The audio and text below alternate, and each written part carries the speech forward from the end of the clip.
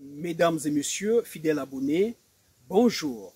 Je suis Marc-Aurel Joya, phytothérapeute. Aujourd'hui, nous allons parler encore des problèmes d'accouchement. Aujourd'hui, je vais revenir pour éclairer la lanterne de ces femmes qui sont complètement perdues. Elles ne comprennent pas pourquoi elles ne tombent pas enceintes. Alors, on va parler comme ça des femmes fertiles ou encore des femmes fécondes. Qu'est-ce qu'une femme fertile? Qu'est-ce qu'une femme féconde? Alors, c'est à ces interrogations que je vais essayer de vous apporter des explications afin que vous puissiez vous libérer un peu et savoir ce qu'il y a lieu de faire. Installez-vous confortablement, je vous reviens.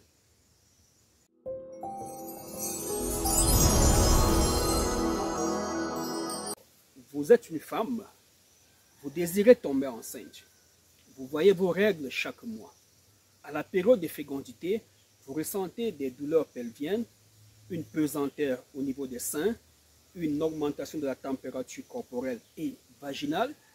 Vous voyez même votre glaire cervicale, mais vous essayez depuis 1 an, la grossesse n'arrive pas. Madame, vous êtes là une femme fertile, une femme féconde. Vous êtes féconde, pas parce que vous accouchez les enfants. Vous pouvez accoucher beaucoup d'enfants. Non, ce n'est pas ça la femme féconde. La femme féconde, c'est celle qui a un cycle menstruel régulier, accompagné des étapes du cycle. La période des menstrues, les règles sortent normalement, avec les petites légères douleurs. Quelques jours plus tard, vers le 12e, 13e, 14e, 15e, 16e jour, il y a une variation hormonale dans votre corps. Vous ressentez votre période de fécondité, d'ovulation. Vous ressentez votre ovulation en voyant votre glaire cervicale. Vous ressentez même une tension mammaire, les seins percent. Vous ressentez des douleurs au bas-ventre. Vous avez même une augmentation de la température corporelle et voire même vaginale. Et plus encore, vous avez des désirs sexuels vis-à-vis de votre partenaire. Madame, vous êtes une femme fertile ou féconde. Et alors, quelqu'un va me dire, mais docteur, pourquoi je ne tombe pas enceinte? Vous ne tombez pas enceinte parce qu'il y a des mécanismes de blocage qu'on peut appeler une ovulation incomplète, une ponte ovulaire incomplète. Le follicule est arrivé à maturation, l'ovule est arrivé à maturation, mais n'a pas été libéré, n'est pas tombé. Comme une mangue qui mûrit sur l'arbre, sèche sur l'arbre sans tomber. Il y a des femmes qui ovulent de cette manière. On ovule très bien, test d'ovulation positif, des douleurs pelviennes, des tensions mammaires, de la glaire cervicale, mais l'ovule qui devrait tomber n'est pas tombé. Deuxièmement, vous pouvez libérer l'ovule qui tombe, qui n'est pas de bonne qualité, trop mature, trop mûr pour les spermatozoïdes. Ou l'ovule peut tomber, n'étant pas assez mûr pour les spermatozoïdes. Vous avez souvent ramassé une grosse mangue par terre. Lorsque vous la coupez, vous vous rendez compte qu'elle n'est pas mûre. C'est le même phénomène avec les ovules, les ovocytes humains. Alors, d'autre part, vous pouvez donc bien ovuler, mais vous avez des blocages au niveau des trompes. Vos trompes sont bouchées. Oui, madame, la plupart des femmes fertiles, fécondes et qui ovulent très bien, ce qui les empêche de tomber enceinte, ce sont les trompes bouchées. En ce qui concerne la femme, ce sont vos trompes, madame. Madame qui est fertile, super féconde, qui voit sa glaire cervicale, qui ressent tout. Vos trompes sont bouchées, au moins à 100%. Les autres idées que j'ai données là, ça peut être à 10%, 20% des fausses ovulations, mais la trompe bouchée reste la première cause de la stérilité chez une femme féconde. Ça paraît ambigu de dire stérilité chez une femme féconde. Oui, une femme très féconde peut avoir un problème de stérilité. La stérilité veut dire procréer. Elle ne procrée pas, elle n'accouche pas, elle est stérile. Mais pas stérile parce qu'elle ne peut pas accoucher. Si on fait quelque chose, elle va accoucher. Alors, on va faire une transition pour faire du coq à l'âne. On a parlé de la femme super féconde, fertile, qui n'accouche pas. Maintenant, on va parler de la femme stérile proprement dit. Qu'est-ce qu'une femme stérile, docteur? Parlez-moi d'une femme stérile. Est-ce qu'une femme peut être stérile? Oui, madame, il y a des femmes stériles qui ne vont jamais accoucher. Seul Dieu va faire un miracle, elles vont accoucher. Qui sont donc ces femmes, docteur? Ce sont des femmes ménopausée. La ménopause ici, c'est la cessation naturelle, pas pathologique des règles. Donc, si vos règles s'arrêtent de manière naturelle parce que vous avez 55, 60, 70 ans, il s'agit de la ménopause, la cessation du cycle menstruel. Techniquement, le corps ne veut plus de bébé. Alors, mais si vous avez ces âges et que vous continuez à voir les règles, ça veut dire que vos corps veulent encore un bébé, même si vous avez 60 ans. Voilà pourquoi certaines femmes qui sont dans la cinquantaine continuent à prendre des traitements pour stabiliser les règles ou bien pour faire revenir les règles qui sont parties il y a 6 mois. Et après avoir stabilisé les règles, prennent des remèdes pour booster l'ovulation, pour qu'il y ait une bonne ovulation. D'accord? Maintenant, la femme stérile, c'est celle chez qui les règles sont parties définitivement il y a 2 ans. La femme stérile, c'est cette femme qui, un jour, elle était enceinte, en allant accoucher, les contractions étaient violentes, elle a eu une rupture utérine. L'utérus est tombé dans le ventre, comme on dit, on l'a opéré, on a enlevé l'utérus et le bébé. Elle n'a plus d'utérus, elle est stérile. On peut avoir une femme qui a eu des cancers des ovaires. Alors, on lui a enlevé tout son utérus. On peut avoir une femme qui a eu des cancers des ovaires, on a enlevé juste les ovaires, on lui a laissé un utérus. Elle est stérile, mais chez elle, il y a encore une possibilité, on peut faire une fécondation in vitro, car son utérus est là. Dernière catégorie de personnes qui sont stériles, chez qui on ne peut rien faire. Alors, ce sont ces jeunes dames qui ont grandi. À l'adolescence, elles ont continué à grandir, les seins ont poussé, l'appareil génital est devenu l'appareil génital d'une femme normale, elle peut entretenir des rapports sexuels normalement, mais l'utérus, la matrice qui est à l'intérieur, est resté tout petit, n'a pas grandi, d'accord, n'a pas suivi le développement physiologique et fonctionnel du corps. Elle a un micro-utérus. À l'échographie, on va voir un petit utérus. Et vous allez remarquer que chez ce genre de femmes, elle a eu ses menstrues 14, 15, 17 ans. Après, les menstrues sont parties et ne sont plus jamais revenues. Ce sont des femmes qui ont des micro-utérus. Alors, mesdames et messieurs, il était important pour moi de parler encore de cette histoire de je suis stérile, je suis féconde, mais je n'accouche pas, afin de lever l'équivoque. Maintenant, si vous n'avez pas bien compris, parce que ce n'est pas toujours évident, à cause de la longueur de la vidéo, prenez le numéro qui s'affiche au bas du petit écran, écrivez-moi, je me chargerai de mieux vous expliquer. Vous voyez, je suis en brousse et on m'a signalé la présence d'un gros serpent dans cet endroit. Vous avez vu, j'ai un peu regardé derrière, derrière et devant quand je suivais un petit bruit et j'ai eu ma tête. Alors, ce sont là les réalités. Merci, mesdames et messieurs, d'être restés de nôtres. Prenez le numéro qui s'affiche au bas de votre petit écran. Surtout, abonnez-vous, car je m'en vais vous montrer les plantes pour lutter contre les problèmes de stérilité. Surtout les plantes pour booster la fertilité, éloigner la préménopause, voire même la ménopause. À bientôt.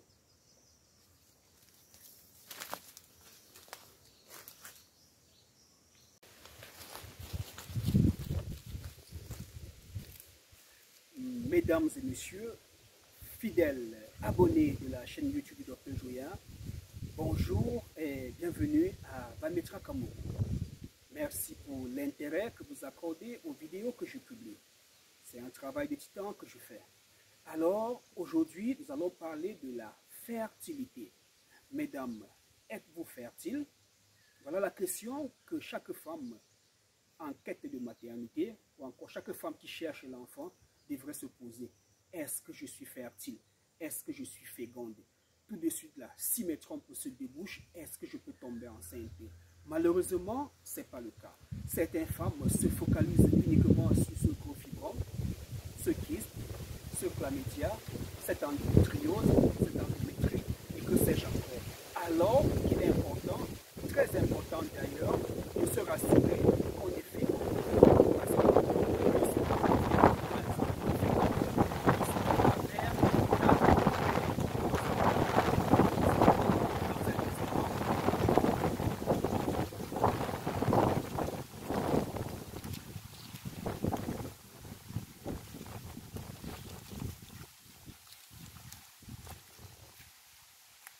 Alors, quels sont les signes de la fertilité ou de la fécondité chez une dame? Premièrement, une femme féconde devrait saigner normalement. Saigner normalement veut dire saigner au moins 3 jours et avoir un flux menstruel abondant, les règles qui sortent normalement. Le sang devrait être rouge vif et peut tirer vers le sombre si ce sang a trop tardé. Une femme féconde à la période de fécondité vers le 9e, 10e, 11e, 12e, 13e, 14e, 15e, 16e jour devrait ressentir une sensibilité au niveau de ses seins. D'accord? Une lourdeur ou bien des seins qui craquent ou qui chatouillent. Elle devrait également sentir des petites douleurs au niveau du bas-ventre. Cerise sur le gâteau, elle devrait avoir sa glaire cervicale. Double cerise sur le gâteau pour confirmer la fertilité. Elle devrait avoir de plus en plus envie de faire les rapports sexuels avec son partenaire. Et lors de l'acte sexuel, elle devrait se rendre compte que la pénétration a lieu un peu plus facilement par rapport à avant. Lorsqu'elle a fini de voir ses menstrues, pour que monsieur passe à l'acte et à la pénétration, il faut aller tout doucement. Mais curieusement, vers le 12e, 3e, 14e, 15e, 16e jour, si on est super fécond, vous allez rendre que c'est vraiment lubrifié, c'est humide. Alors voilà les signes de la fertilité. Mais il arrive souvent que pour rien comme ça, ces signes disparaissent. Pas toujours pour rien, à cause des infections répétées, comme les infections à chlamydia, à syphilis qui causent d'énormes dégâts dans la partie génitale, les infections urogénitales. On peut avoir un trouble hormonal lié au stress, au point où nos ovaires ne fonctionnent plus bien. On peut avoir une anxiété ou encore une perturbation due à la consommation d'un médicament. Par exemple, les femmes qui prennent des traitements contre un cancer ou bien contre l'hypertension peuvent avoir un chamboulement de tout le système et ne plus ressentir leur période de fertilité. Certaines femmes qui ont fait le planning familial, qui se sont injectées, qui ont pris les pilules du lendemain, qui ont pris autre chose pour ne pas tomber enceinte, peuvent se retrouver dans cette situation d'hypofertilité. Ils ne sont plus fertiles. Alors, je vous encourage donc à être attentif à ce que je vais vous expliquer. Notre médecine est basée sur un principe traditionnel. Le socle, c'est le village. Voilà pourquoi je suis au village. Je vous avais présenté cet arbre. Vous vous souvenez bien? Regardez les vidéos. La vidéo qui parle de la préménopause. Ce jour-là, ici, il n'y avait pas ces herbes-ci. Nous sommes au mois de novembre. La pluie est en train de partir. Vous avez vu ce grand vent qui est passé là, qui annonce la saison sèche. C'est à ce moment précis qu'une plante que nous allons découvrir ensemble, le melilier, c'est à ce moment précis que cette plante pousse. Si on était venu ici pendant la grande saison de pluie, on ne l'aurait pas trouvé. Alors, c'est vraiment une plante miracle, pour ne pas dire une plante magique. Ici au village, les connaisseurs, les femmes surtout, savent à quoi cette plante sert.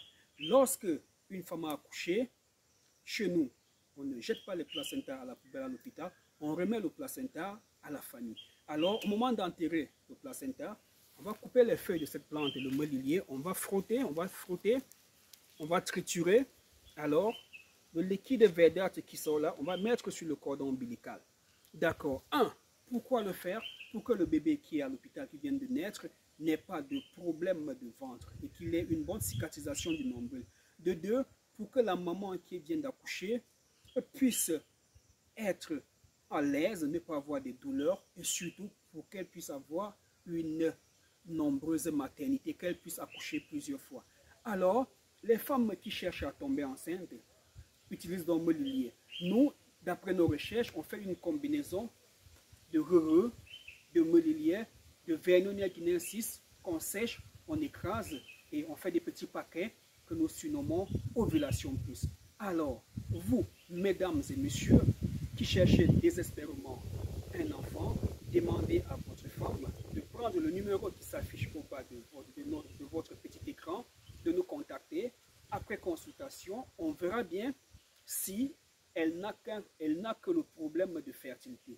Même s'il y a des problèmes de trompe bouchée, de kyste, de fibrome, de myome, on va lui donner des médicaments aussi pour booster la fertilité. Vous allez remarquer que dans la plupart des colis que vous recevez, il y a toujours un remède pour l'ovulation. Alors que vous m'aviez contacté pour des trompes bouchées, des kystes, des fibromes, des myomes, des infections, mais je n'oublie jamais de penser à votre ovulation, madame. Parce que, madame, pour tomber enceinte, il faut rester en permanence fertile. Il faut ovuler. Comme ça, lorsque la trompe sera débouchée, le spermatozoïde va passer à aller féconder votre ovule et vous allez enfin tomber enceinte. Je fais un gros plan sur la plante melilier et sur cet arbre. Et plus tard, j'aurai l'occasion de retrouver Vernonia guinensis. Mesdames et messieurs, je suis le docteur Joyard, votre fidèle serviteur. Découvrez le melilier avec moi. Attention, ce n'est pas le roi des herbes. Ageratum conozoides.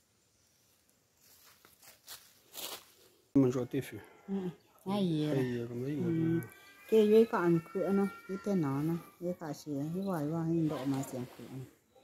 Cái độ. Bố mẹ cả cứ nói cái. Cái bơ phơi.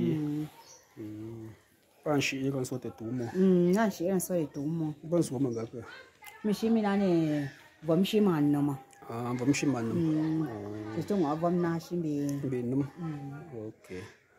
Đó là foyer nào pour comment. Mà có bao giờ Bạn sĩ số để. Anh để vào một tuyển sĩ tú mà bật túi xin pha của địch. Pha của địch. Pha của địch xin 잡 của ngàn sĩ tử. Vấm mong cần nấm bù.